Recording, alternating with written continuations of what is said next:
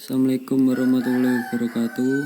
Saya Prof. Dayatwin Tagus Pradana, NIM 731141865, akan mempresentasikan analisis saham dari PT Waskita Karya tahun 2021. Selanjutnya yaitu profil perusahaan. Didirikan pada tanggal 1 Januari 1961, PT Waskita Karya Tbk adalah salah satu perusahaan negara terkemuka di Indonesia yang berperan besar dalam pembangunan infrastruktur. Berasal dari sebuah perusahaan Belanda yang bernama Volker Eijnemings Masset NV. Kegiatan usaha Waskita Karya terdiri dari 5 bisnis, yakni jasa konstruksi, pengembangan bidang di jalan tol, beton pracetak, properti atau real estate, dan investasi infrastruktur lainnya.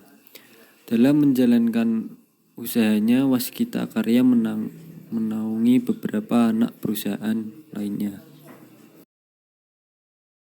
Ekonomi global. Kondisi keuangan PT Waskita Karya Tbk tengah dalam kondisi berdarah-darah. BUMN Karya ini mencatatkan rugi mencapai 7,38 triliun rupiah. Dalam laporan keuangan perusahaan tahun 2020, angka rugi tersebut merupakan rugi yang dapat diatribusikan kepada pemilik entitas induk. Penyebab kerugian tersebut antara lain penurunan produktivitas proyek serta beban operasional yang cukup besar akibat pandemi COVID-19. Selain itu, proses divestasi yang telah direncanakan oleh Waskita pun tertunda pelaksanaannya akibat pandemi COVID-19. Selanjutnya, ekonomi domestik. Perekonomian Indonesia berdasarkan besaran produk domestik bruto atau PDB atas dasar harga berlaku triwulan pertama tahun 2021 mencapai 3.969,1 triliun rupiah dan atas dasar harga konstan 2010 mencapai 2.683,1 triliun rupiah. Bank Indonesia menilai kegiatan usaha sektor konstruksi pada triwulan keempat tahun 2020 terindikasi tumbuh membaik meski masih dalam fase kontraksi dengan saldo bersih tertimbang atau SBT sebesar minus 0,23% dengan kontraksi yang semakin mengecil dari minus 1,0% pada periode sebelumnya.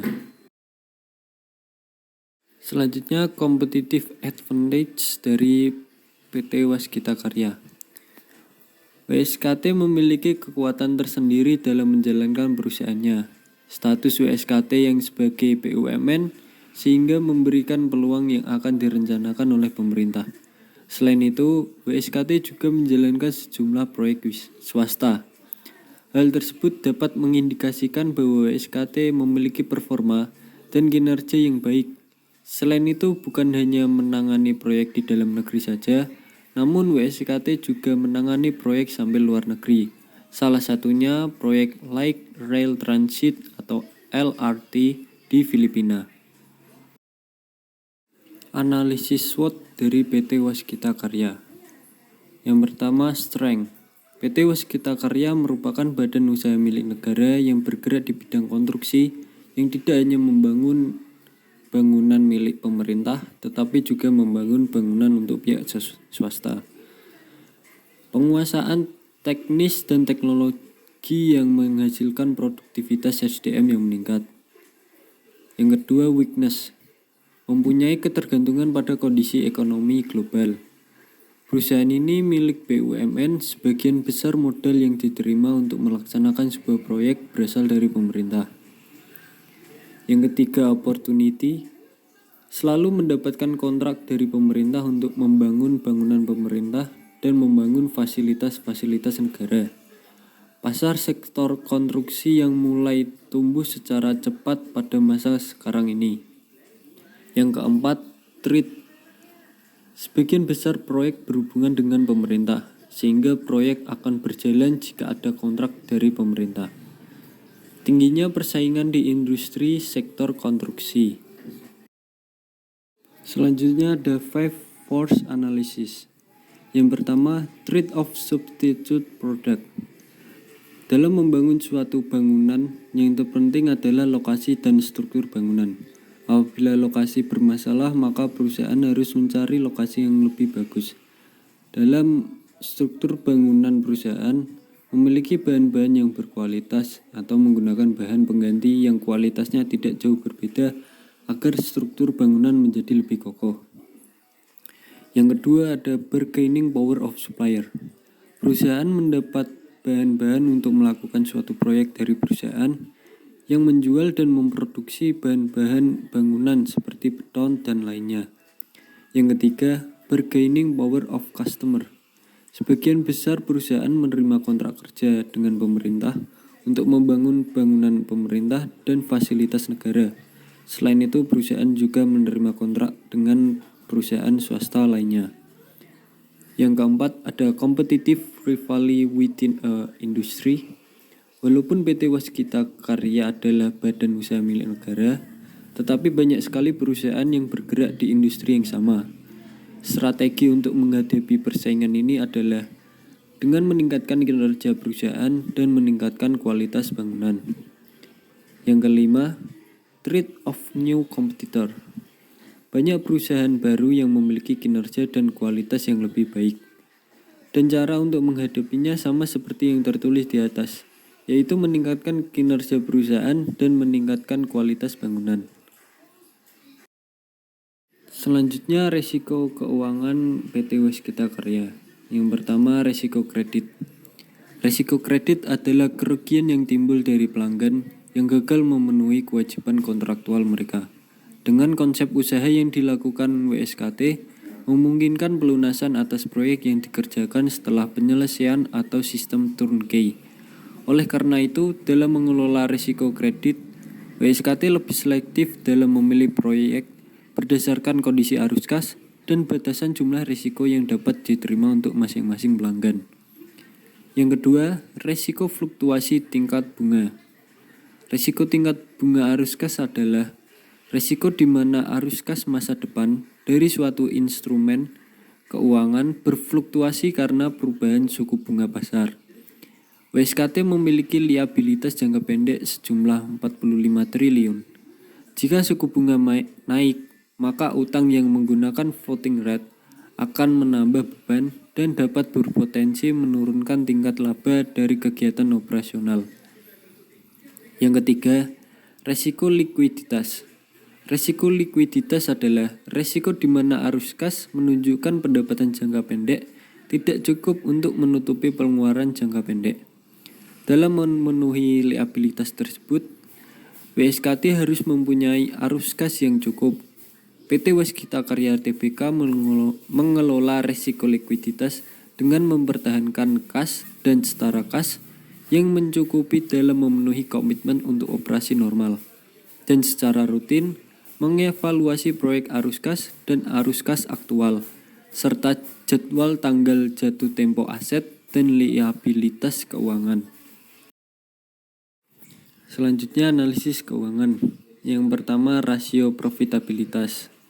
Dapat dilihat di tabel tersebut, rasio profitabilitas WSKT untuk GPM sebenarnya cukup stabil, namun di tahun 2020 mengalami penurunan yang sangat drastis sebesar minus 12,22%. Pergerakan NPN pun mengalami penurunan di tahun 2020 yang sangat drastis. ROA sebenarnya mengalami penurunan juga, namun tidak terlalu ekstrim. Pada grafik ROA mengalami peningkatan antara tahun 2016 sampai 2018. Namun pada tahun 2019 mengalami penurunan di angka 3,53% dan terjun bebas di tahun 2020 sebesar minus 57,28%. Selanjutnya, rasio likuiditas. Di tabel tersebut, rasio likuiditas dari WSKT mengalami penurunan yang cukup drastis. Untuk NWC dari 0,03 ke minus 0,15. Pada cash ratio mengalami roller coaster di tahun 2016 menuju 2020 mengalami penurunan lanjut. Pada tahun 2018 mengalami kenaikan sebesar 0,19, lalu naik lagi pada tahun 2019 sebesar 0,21, dan terakhir mengalami penurunan di tahun 2020 sebesar 0,03. Akan tetapi untuk quick ratio dan current ratio tidak mengalami perubahan yang signifikan dan dinilai cukup stabil. Selanjutnya pada rasio aktivitas.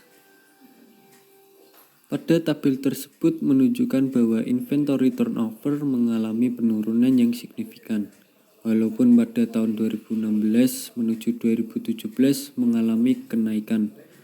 Namun tahun 2017 sampai 2020 mengalami penurunan terus-menerus. Akan tetapi pada perputaran total aktiva tidak mengalami perubahan yang sangat signifikan, namun terlihat perbedaan tiap tahunnya. Untuk perputaran aset tetap mengalami penurunan yang sangat drastis dari 0,99 menjadi 0,22. Selanjutnya pada tabel rasio leverage menunjukkan grafik meningkat. Pada 2016 menuju 2017 mengalami kenaikan dari 0,73 menjadi 0,77. Selanjutnya tidak mengalami perubahan signifikan antara tahun 2017 sampai 2019. Namun pada tahun 2020 mengalami kenaikan yang cukup tinggi sebesar 0,84. Selanjutnya pada rasio solvabilitas di tabel tersebut menjelaskan bahwa DER pada tahun 2017 mengalami kenaikan dari 2,66 menjadi 3,33. Setelah itu tidak mengalami perubahan dan nilainya stabil sampai 2019. Pada tahun 2020 mengalami kenaikan drastis sebesar 5,37. Selanjutnya analisis teknikal untuk saham WSKT. Pada grafik tersebut ada 3 indikator. Yang pertama moving average. Pada indikator ini menunjukkan MA10 mulai mengarah ke atas membentuk golden cross dengan potensi kenaikan dan akan memotong MA20. Pada posisi ini direkomendasikan untuk buy. Yang kedua, indikator moving average convergence divergence. Indikator MACD garis biru dan merah telah membentuk golden cross mengarah ke atas, menunjukkan tren bullish atau kenaikan. Pada situasi ini, saya merekomendasikan untuk melakukan buy. Yang ketiga, indikator Stock Relative Strength Index. Indikator stok RSI menunjukkan overbought karena sudah di atas 80, yang berarti sinyal jual, atau telah berada di titik jenuh beli yang dimungkinkan akan terjadi penurunan. Pada kondisi indikator ini, saya sarankan atau rekomendasikan untuk melakukan sell. Yang terakhir yaitu kesimpulan. Berdasarkan analisis yang telah dilakukan, dapat ditarik kesimpulan bahwa PT Waskita Karya menunjukkan kestabilan pada pertumbuhan fundamental. Meskipun pada akhir-akhir ini mengalami penurunan yang sangat signifikan akibat adanya pandemik COVID-19 selama ini.